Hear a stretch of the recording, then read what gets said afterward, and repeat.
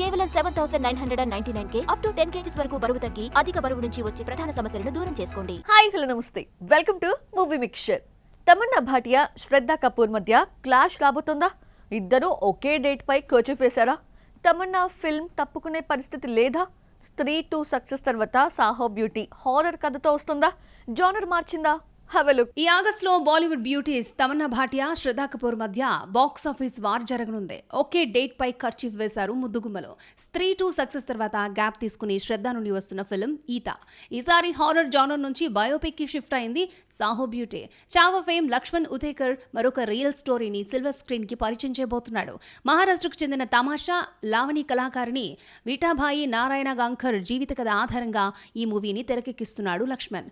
August 28న Rakshabandhan target చేస్తూ సినిమాను తీసుకొస్తోంది production house Maddock films. శ్రద్ధ కన్నా ముందుగా అదే డేట్ పై కర్చీఫ్ వేసింది తమన్నా భాటియా. సిద్ధార్థ్ మల్హోత్రా హీరోగా తెరకెక్కుతున్న ఫోక్ మైథాలజీ ఫిల్మ్ వివాన్ తో రాబోతోంది.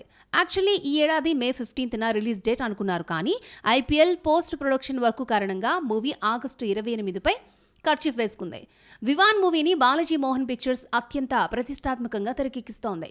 Panchayat series fame Arunabh Kumar and Deepika Mishra దర్శకులతో పాటు నిర్మాతలుగాను వ్యవహరిస్తున్నారు. ఇప్పటికే వివాన్ మూవీని ఆగస్టు 28న తీసుకొస్తున్నట్లుగా కామికాన్ ఇండియాకి అనౌన్స్ చేశారు సిద్ధార్థ్.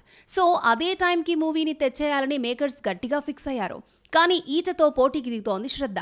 ఇప్పటికే చావాతో తానేంటో ప్రూవ్ చేశాడు లక్ష్మణ్ ఉతేకర్. దాంతో తన నెక్స్ట్ మూవీపై ఎక్స్పెక్టేషన్స్ పెరిగిపోయాయి. అందులోనూ మహారాష్ట్రకు చెందిన మహిళా బయోపిక్ కావడంతో ఎక్కువగా ఆ సినిమాపైనే ఆడియన్స్ ఇంట్రెస్ట్ చూపిస్తున్నారు. ఈ టగ్ ఆఫ్ వార్ లో ఎవరు విన్ అవుతారో లేక పోటీ వద్దనుకుని ఎవరైనా తప్పుకుంటారో అనేది చూడాలి.